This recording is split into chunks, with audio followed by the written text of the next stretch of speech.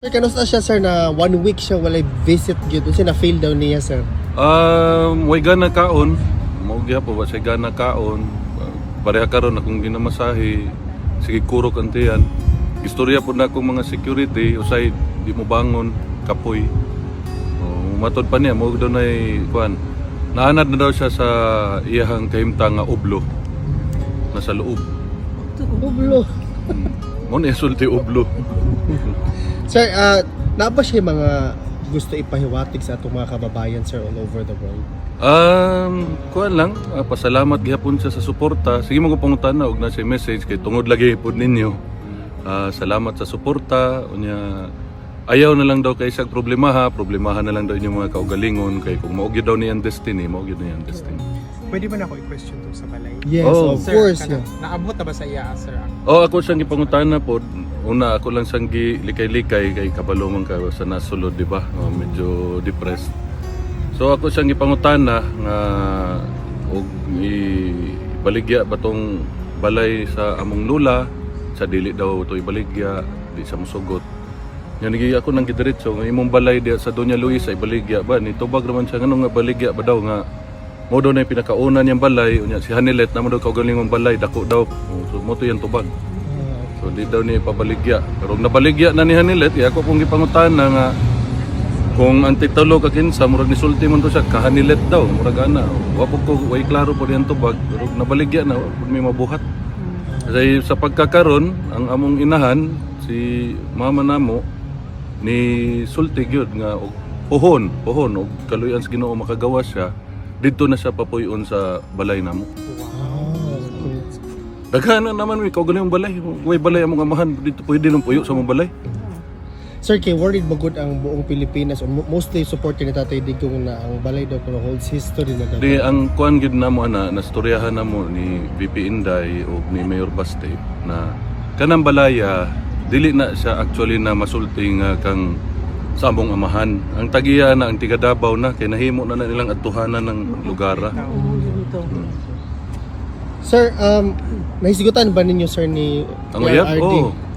Ana siya nga kuan daw. Sa iya daw mga common law wife man yang isulti.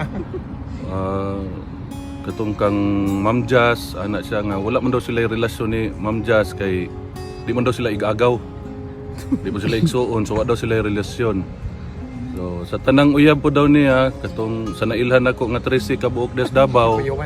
Pangita na lang daw muglain kanang daghan daw credit card. Mo na sulti. So doon sa pa bahin sa uyab sa common law wife unsa man. Sir, kanang mga tanan ko nahisigutan ba ninyo ang kanang developments sa case ni VP Inday? Impeachment. Nagsiguro sa pangutana kung si Inday nga gadto ba daw Davao, ginasikaso ba daw pud ni Inday ang Davao. Ako ra kung ito ba nga nga si Inday gaulig Davao. Gatubang sa ni mga imbitasyon yung ginatubang mga tao. Mura to yung pangutana sa nangutana sa kaso ni Inday. Kung unsa daw ay muhang inyong na-experience daw na more extended yung time diri sa Europe sir. Wag ni angay na mo karon sa Europe sir. Mura na gani, memorize na gani na ko mga dalan diri. Sir. Oh. Di na kay tugnaw sir. Init oy. Init gani kay sir. Oh. Digi paningot pugog masahe niya. Okay. Medyo init na pud sa sulod. How's his health sir? Mo to payat na kayo. Pero tarong pa mahinoon ng panghuna-huna. Pero sir, wala aircon ka, sir? Kato amang kung asa may gamiting electric fan naman na. Pero mabrihan man hinoon ang kuan ang bintana. Isa pa na pa may question ma'am, kasi na kung ano lang ko, last message nimo sa mga kababayan nato. Like I said sa akong mga kapwa Pilipino, salamat sa inyong suporta sa akong amahan ug sa akong igsuon nga si VP Inday ug sa among pamilya. Salamat kaayo unya matudto pa ni Papa nga iyang message. Kalimti na lang daw siya, siguraduhan na lang daw inyong mga kaugalingon. Salamat. Salamat sir. Alright mga kababayan, so tayo po ay magre-reaction video dito po sa video interview po ni Sir Alvin Enturisim kay Kong Polong dyan po sa The Hague. Ito nga po yung patungkol sa kumalat po na balita na yung bahay po nila sa Davao, sa Doña Luisita Subdivision ay ipinagbibili na po, no? At hindi naman natin alam kung ano yung kadahilanan kung bakit nagpaskil ng for sale dito sa tapat ng gate nila. At ito nga po ay nakarating na kaya PRRD at sabi nga ni Kong Pulong ay ayaw ipabaligya. So ibig sabihin ng ayaw ipabaligya ay ayaw ipagbili o ayaw ibenta ni PRRD dahil ito ay kanilang ancestral house. Syempre maging tayo naman, no? Kung ako yung tatanungin ninyo, napakabigat sa aking kalooban na ito ay ipagbili. At how much more kung ako pa ay makabalik at makalabas na dito sa detention, saan na lang ako uuwi, no? Kumbaga ganun yung mindset ni PRRD, no, na dito siya lumaki, ito yung nakasanayan niyang tahanan na inuuwian and eventually yung nawala siya ay nawala na din yun. Pero sinabi naman po ni Kong Pulong na pwede naman pong tumira dun sa kanilang tahanan itong si dating PRRD kapag ka siya na po ay nakalabas dito po sa detention center. At hindi din po naiwasan na matanong yung kalagayan, especially yung kalusugan po ni PRRD dun sa loob. At sabi nga po ni Kong Pulong na si PRRD daw po ay payat. Ano, siguro talagang hindi po niya gusto yung mga pagkain dito sa loob ng detention center dahil hindi naman ito yung tradisyon o nakasanayan niya na mga kainin. Dahil alam naman natin na iba naman yung kinakain dito, no, compare dito sa Pilipinas nung siya pa ay nasa labas. So bilang isang 80 years old na matanda, napakapihika na din po niyan sa mga pagkain, no? At yung mga gusto niyang kainin ay maaaring nade-deprive sa kanya, hindi niya nakakain dahil hindi ka naman pwedeng makapamili ng pagkain diyan at unless i-request mo sa mga bibisita sa iyo. At bukod diyan siyempre mga kababayan, ang pinag-aalala ng taong bayan at siyempre yung mga nagmamahal sa kanyang mga taga-suporta is yung kanyang karamdaman.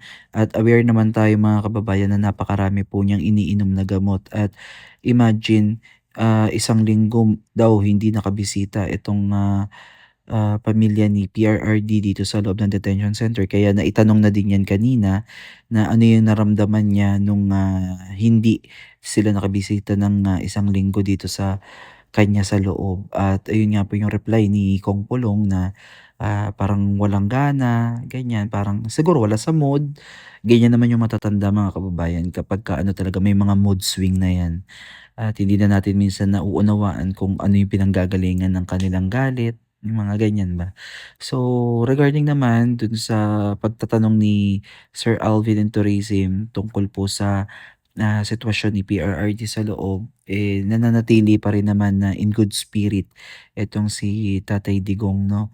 At sinabi nga niya na wag nang masyadong alalahanin yung kanyang sitwasyon dyan at atupagin yung mga pansariling atin, no?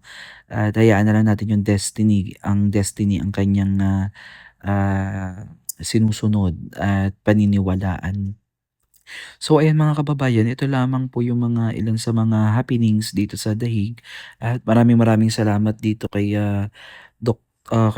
kay Sir Alvin and Tourism, no, dahil malaking bagay itong ipinapakita niya sa atin through him. Na ipapakita natin sa ating platform yung sitwasyon diyan sa The Hague na hindi na ipapakita madalas sa mga mainstream media. So, ayun lang. Ano yung comment nyo dito mga kababayan at kung ano yung message ninyo kay PRRD na kung sakali na siya ay makalabas at makapagbasa ulit siya ng mga komento, ay malay nyo mabasa ang inyong mga comment. So, sa ngayon mga kababayan ay nananatiling umuusad ang kaso ni PRRD diyan sa Dahig at abangan po natin, 'no, sa September po, hopefully makita natin muli at masilayan ang dating pangulo. So, hanggang dito na lang mga kababayan, please comment down below at ano kayo, mag-comment kayo diyan at sabihin niyo yung opinion ninyo at atin tatalakayin 'yan sa susunod nating update. So, para sa akin, maganda na din 'tong napanood nating balita at napakinggan dahil alam naman natin na okay pa rin po si PRRD at wala po tayong dapat ipag-alala sa kanya. So, maraming maraming salamat mga kababayan at God bless po sa inyo.